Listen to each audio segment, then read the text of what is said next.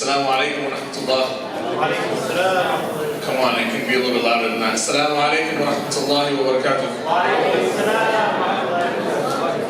Bismillah wa salatu wa salamu ala rasulullah wa sahbihi wa man wala. It's just truly honored and really grateful to be here, along with healthcare being the core of the work that Ummah Clinic does and something very dear to my heart. The second most important thing to me is education. And I'd like to really go through a journey with you all today about the educational system. For those of you not familiar, the Ummah Community Clinic serves about 10,000 people in South Los Angeles. We have a staff of 65 full-time employees, healthcare professionals serving the community. And in 2013, we made the decision to open a health center on the campus of a high school. And so you would ask, why? Why specifically a high school? What's the correlation with education? I think you might have heard that oftentimes your health outcomes in life, about 60% of it is things other than direct healthcare. It's where you live, it's where you grow up, it's the type of educational access you have, it's the type of opportunities that are available to you. And healthcare and education have historically been true social justice causes that have really mirrored one another over the course of history. Where you found good healthcare, you found good educational systems, and vice versa. And where you find underserved communities, you often find a lack of healthcare, and you find a lack of access to culturally appropriate and culturally sensitive education. And so two of those go together. You know, as someone in my own educational journey in the second grade was placed in ESL classes, English as second language classes, I saw firsthand the impact it has on students. Being taken away from class, not being with fellow students, right? Being stigmatized from an early age, and figuring out that you're always another. That's where the educational system has been built upon. And it continues to marginalize students who come from different cultures and backgrounds, who maybe grow up without the proper support systems and family systems, and who are just different types of learners. And as you know, there's a big debate going on currently, as you've probably heard in the news, about getting rid of the SAT and ACT for high school students to go into college. And I'll tell you why this is important if you've been reading the debates. Who do you think performs well on those standardized test scores? The standardized tests? People who have the access and availability to pay for thousands and thousands of dollars of classes to be able to prepare for standardized tests that take a measurement of a student's academic performance at a very small piece of time. And is that accurate about how many students learn?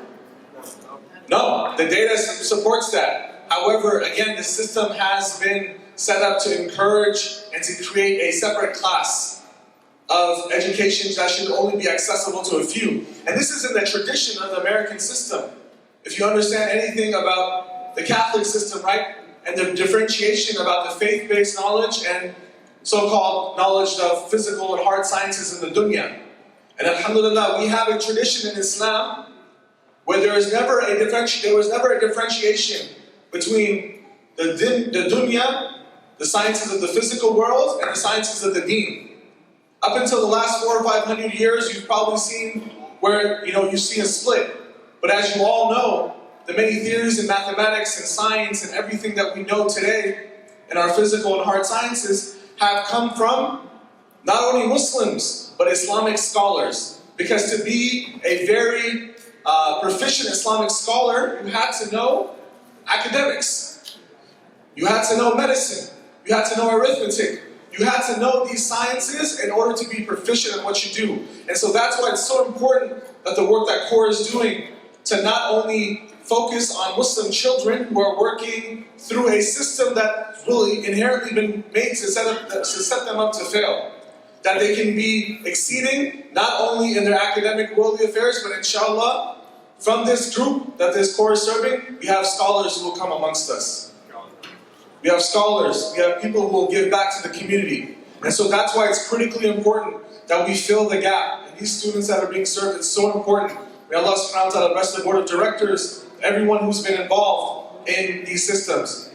Another area I'd like to touch upon is that the United States of America has about 5% of the world's population. It also has about 25% of the world's incarcerated population. People in prisons, jails, detention facilities. And you might think, well, where does that start? Where is the impetus behind that? Where does it actually begin? Some of you might be familiar with something called the school-to-prison pipeline. The school-to-prison pipeline means that children are inherently being conditioned at an early age, and because of the lack of opportunity, and you have kindergartners, first graders, second graders being expelled from school. What happens when you get expelled? You're not getting taught, you're not being in classroom instruction. What happens then? You fall behind. Then what happens? Well, you lose interest in education. Then what happens? You start making poor decisions. And so you've set up that child to not be able to succeed. And so what happens? They go straight to prison from school. From school. And you can see that with the population. And alhamdulillah, the state of California is getting better at this where they've banned work with private prisons, right? This is becoming an industry. And if we think that doesn't affect Muslim children, we have to think again. Because we're just part of that population as well. Especially in underserved areas. Especially when our students are stigmatized and bullied and need to be able to defend themselves and often get caught up in different situations. So it's so important for us to give them the opportunity, the cultural awareness, the ability to work with conflict. There's a concept called restorative justice. Restorative justice means that you work with the person who's been victimized, right? And you work with the perpetrator to come to a consensus agreement of how you heal. Putting people in prisons and locking them up is not healing. So we need that for our communities. And that's a process that many school systems have been really pushing for. I wanted to end by saying a few additional things. So I just want to check my notes. So the cross-section of health equity, right? Also the cross-section of all the other services CORE can offer, food, right? Food justice. Food deserts, access to high-quality food in underserved communities is so important.